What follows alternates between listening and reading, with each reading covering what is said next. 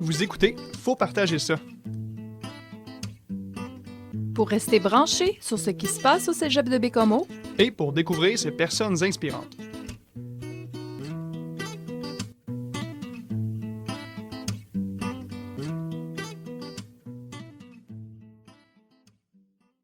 Bonjour et bienvenue dans cet épisode. Je suis Daniel Cardin et avec...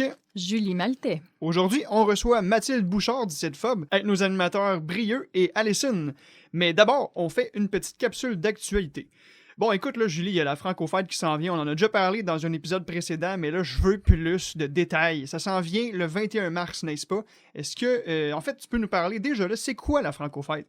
La Franco-Fête, écoute, c'est une semaine qu'on a fixée au Cégep du 21 mars au 25 mars cette année. Mais en fait, la Franco-Fête se célèbre pendant tout le mois de mars. Partout à travers le monde, parce qu'il y a quand même 106 pays où le français est une langue d'usage. Wow. Alors, il y a plusieurs locuteurs qui la parlent. D'ailleurs, Daniel, toi, tu es un gars de chiffres, un gars de mathématiques. Oui! Ben, tu sais, en fait, c'est ça que moi, je suis plus un gars de maths fondamentales. Fait que théoriquement, j'exècre les chiffres. Bon, fait que je vais t'en donner plusieurs. Donc, d'abord, il y a quand même 300 millions de francophones dans le monde. Donc, des personnes qui sont capables de s'exprimer en français. Et sais-tu à quel rang se place le français dans le monde? Je sais pas, mais mettons, je mettrais 10 piastres qu'on est quatrième.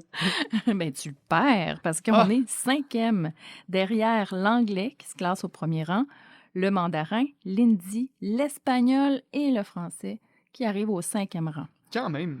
Une autre petite donnée intéressante, 59% des locuteurs quotidiens sont de quelle provenance, tu crois? L'Europe? L'Europe, l'Afrique, mon Dan. Ah, wow! Et c'est la quatrième langue la plus utilisée sur Internet. Fascinant. Alors, c'est pour ça qu'au Cégep, depuis une dizaine d'années environ, on prévoit des activités pour célébrer la langue française et pour nous unir autour de ces activités-là pour la rendre plus intéressante et pour la valoriser. Ah non, mais c'est pas merveilleux, ça, Julie. Puis qu'est-ce qui s'en vient au cégep? Est-ce qu'on va faire des activités particulières pendant cette semaine-là? Effectivement, il y aura l'horaire que vous pourrez consulter en tout temps, qui sera affiché un petit peu partout. Je pense que vous ne pourrez pas manquer l'horaire. Il va être très visible dans les cages d'escalier, à l'entrée aussi. Par contre, j'aimerais revenir sur 3 activités d'importance. La première, c'est la dictée de la DG, qui aura lieu lundi à 12h30 jusqu'à 13h30 environ, et ce sera au CVE. Alors, si vous voulez venir jouer et essayer de déjouer les embûches que la directrice générale aura inclus dans sa dictée, ce sera le temps de le faire. Ouais, regardez-moi bien déjouer ça, ces embûches-là. Ensuite, il y aura aussi le Café Carrière le 22 mars. Est-ce que tu sais de quoi on parle quand on parle de Café Carrière? C'est quoi ce Café Carrière-là? Ce sera un moment parfait. C'est une nouvelle activité d'ailleurs cette année pour la Franco-Fête. Un moment où on pourra rencontrer 4 employeurs, une personne de la ville de Sherbrooke, du Cégep de Bécomo, du Centre de services scolaires et de Place aux jeunes. Alors, ces gens vont venir nous parler des perspectives d'emploi ici dans la Manicouagan et à Bécomo précisément. Ils vont nous parler comment on peut se préparer pour occuper un emploi lorsqu'on passe aussi l'entrevue, comment on peut faire une bonne impression. Et le lien avec le français, il est ici. On va se demander en quoi la langue française est-elle un enjeu pour obtenir un emploi au sein de l'organisation. Wow, mais ne manquez pas ça, les jeunes et les moins jeunes, j'imagine aussi, pour vous éclairer et vous aider dans votre choix de carrière. Exactement. Donc, ce sera, je le rappelle, au CVE à 11h le 22 mars. Et le 23 mars, grande activité, un incontournable, la conférence avec Simon Boulris. Oui! Alors, cette conférence aura lieu par Zoom, je le rappelle, et ce sera à 12h30 jusqu'à 13h30. Je vous invite évidemment à manifester votre intérêt en écrivant à Micheline Morin, donc M-I Morin, @cégebbc.ca, de sorte qu'on pourra vous envoyer les informations, évidemment le lien Zoom. Alors, soyez au rendez-vous. Merci, Julie. Plaisir.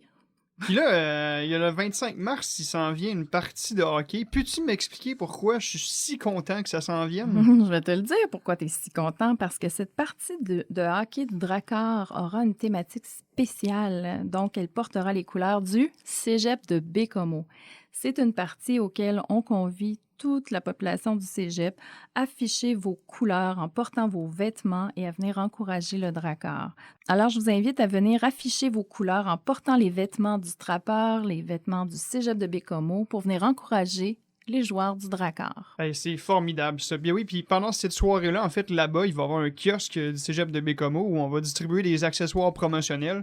On va présenter notre offre de formation, parler des différentes activités socioculturelles qu'il y a au cégep. Et quoi d'autre, Julie? Ben écoute, il y aura des tirages de prix, il y aura de l'animation spécifiquement par des gens du cégep, une section réservée où tous les gens du cégep vont se rassembler pour encourager le Drakkar. Alors aussi, très intéressant, le 22 mars, sur place, ici au cégep, vous aurez la chance d'acheter vos billets ou de les échanger si jamais vous avez des passes flex. Donc, au cégep, à l'entrée principale, le Drakkar va tenir un kiosque. Super, ne manquez pas ça. Julie, est-ce qu'on est prêt et prête pour aller avec notre invitée Mathilde Bouchard? Prête! Donc, bonne écoute. Bonne écoute à tous.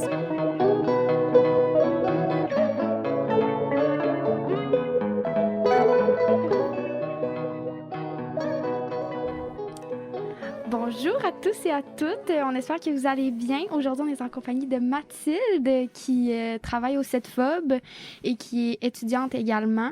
Puis elle vient nous présenter un colloque qui sera accessible à tous les étudiants et les étudiantes du cégep. Donc, ça va bien, Mathilde, premièrement? Oui, ça va bien, merci. Et vous? Oui, ça va bien. Bienvenue. Est-ce que, pour commencer, tu pourrais nous présenter un peu ce que c'est le CETFOB? Oui, le CETFOB, c'est un centre d'expérimentation et de développement sur la forêt boréale. Donc, il y a deux volets vraiment au CETFOB. Il y a un volet plus forestier, puis un volet au niveau des produits forestiers non ligneux. Donc, les chercheurs là, font des projets de recherche sur ces sujets-là, puis c'est ça. Donc, c'est un centre collégial de transfert technologique qui est affilié au cégep de Bécomo. Donc, le but aussi de ce centre de recherche-là, c'est vraiment de partager ces projets avec les étudiants, la communauté étudiante du cégep de Bécomo. Puis, par le fait même, on engage plusieurs étudiants, autant pendant l'été que pendant aussi les sessions scolaires. OK. Ouais. OK. Chouette. Toi, tu peux nous parler un peu de ce que tu fais, toi, précisément, là-bas? Oui, moi, en fait, je suis étudiante à la maîtrise en biologie végétale, puis mon projet de recherche là, est en partenariat avec le CETFOB. Donc, c'est ça, je suis à la maîtrise, puis je suis professionnelle de recherche. Donc, j'accompagne les chercheurs dans leurs projets de recherche, puis on travaille avec différents acteurs aussi de la Manicouagan là, pour les aider à améliorer leur façon de faire, autant en foresterie que en production agricole, par exemple. Okay. Puis, dans le fond, toi, ton passé dans tes études, ça ressemble à quoi pour donner une idée un peu aux étudiants puis aux étudiantes? Oui, moi, j'ai fait mon DEC en sciences de la nature, pas au cégep de Bécomo, mais ça revient au même quand même. Puis, j'ai fait un baccalauréat en agronomie à l'Université Laval. OK. Ce qui m'a mené à faire ma maîtrise, là aussi, en partenariat avec l'Université Laval, puis avec le CETFOB. OK. Et tu peux nous parler vite fait de 3 mots de ton projet, ce qui est quand même cool?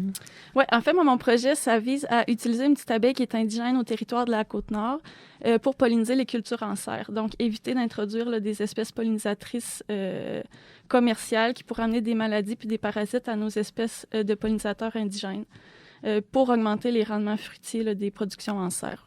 C'est tellement hot. Ouais, Oh my God. Vraiment, c'est vraiment fascinant. Et si on passe un peu plus sur le colloque maintenant, est-ce que tu peux nous présenter comment ça va se passer, quand ça se passe, qu'est-ce qu'il va y avoir? Oui, en fait, le thème du colloque, c'est la boréalité, innovation et perspectives d'avenir. Donc, on va parler un peu des projets de recherche qu'on fait sur le CETFOB, puis toutes les perspectives d'avenir en recherche sur la Côte-Nord. Donc, le colloque se déroule sur une journée complète, le mardi, le 15 mars. Puis, on va avoir des conférenciers, autant des chercheurs du CETFOB que des conférenciers invités, que ce soit du Jardin botanique de Montréal, de l'Institut sur la nutrition et les aliments fonctionnels à Québec, puis d'autres conférenciers qui ont des projets de recherche qui sont quand même en lien avec ce qu'on fait, nous, ici, au CETFOB. Puis le but, c'est vraiment de vulgariser les projets de recherche pour que ce soit accessible autant à la communauté étudiante, aux citoyens de la Manicouagan, puis de n'importe qui voudrait participer à ce colloque-là. Fait que dans le fond, c'est ouvert à tous et à toutes. Oui, c'est ouvert à tous. On n'a pas besoin de s'inscrire, c'est gratuit. Donc, on veut vraiment comme viser le plus de gens possible. Ouais.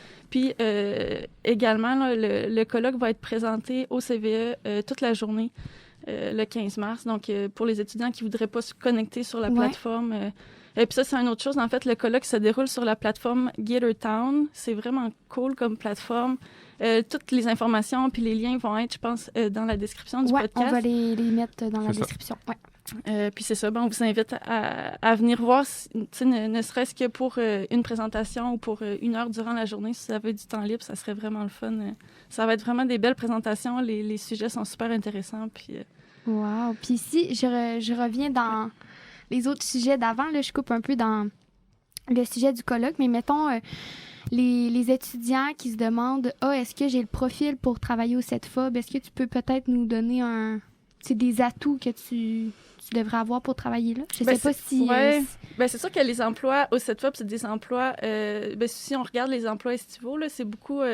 des emplois à l'extérieur à travailler autant en forêt que sur les dispositifs expérimentaux dans les champs. Fait que c'est sûr que c'est du travail physique à la pluie, au soleil, à la chaleur. Brieux peut en parler, il a travaillé pour le CETFOB, mais c'est ça. Puis c'est beaucoup des étudiants en sciences de la nature, en tâches puis en techniques forestières là, qui sont engagés, mais après, c'est vraiment ouvert à tous. Ouais. Puis comme je disais, un des avantages aussi, c'est qu'il y a beaucoup d'étudiants qui continuent à travailler durant leur session, donc ça leur permet vraiment de bien concilier travail et études. C'est ça. Facilement parce que les bureaux du CETFOB sont à côté. Sont dans le cégep. C'est ça, c'est vraiment hot. Ouais, puis il y a aussi une bonne prise en compte aussi du travail étudiant là-dedans, c'est-à-dire que les horaires sont faits pour qu'on puisse l'adapter à notre horaire de cours. Ben oui, vraiment. Et ça fait quand même une belle expérience sur CV au lieu de travailler dans des magasins qui ne sont pas forcément en rapport avec nos études. Là au moins, quand on est dans le domaine déjà un peu, ça fait une belle expérience. Déjà dans le concret, là, c'est vraiment hot. Surtout comme Mathilde disait, que c'est surtout les étudiants de sciences de la nature, tâches TechFou, mais tu sais... c'est très propice à ce qu'ils vont faire plus tard, dans le sens que c'est plein de trucs que vous pouvez faire sur le marché du travail après, fait que je pense que ça donne une bonne expérience aussi, là, Complètement. Ouais, vraiment, puis de travailler avec... Oups, excuse. Non, ça va, excuse. Puis de travailler avec des professionnels aussi, ça doit être vraiment le fun. Oui, puis il y a également le fait que, tu sais, ceux qui sont diplômés en tant que techniciens, il y a aussi des opportunités d'emploi à plus long terme par la suite. OK. Mais d'ailleurs, tous les techniciens qui sont maintenant viennent principalement de tâches et de TechFo aujourd'hui. C'est-à-dire qu'ils étaient, comme moi j'ai fait, étudiants, ils ont travaillé là, ils ont été diplômés, puis ils ont juste continué. Ils ont continué, puis... C'est parfait, ça. C'est le fun. Ouais, pour ceux qui aiment la recherche, puis qui aiment essayer des nouvelles méthodes de travail, des trucs comme ça, le CETFOB, c'est un bel endroit. Puis après, ça te permet de voir aussi dans quel milieu tu aimerais travailler plus tard. Oui. C'est pas tout le monde qui aime ça, mais c'est un bel... je pense que c'est un bel environnement, puis c'est vraiment une belle façon de découvrir la recherche. Oui, puis on côtoie aussi des chercheurs il y a plusieurs post-doctorants, il y a de la maîtrise.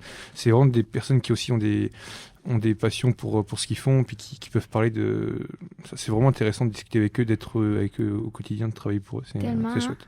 Wow! Puis pour revenir au colloque, en fait, ça va être la semaine prochaine, le 15 mars, à partir de 8h, j'imagine? C'est 8h45 que, dans le fond, les présentations vont commencer, mais le lien est accessible dès maintenant pour aller explorer la plateforme. Ouais. C'est une plateforme...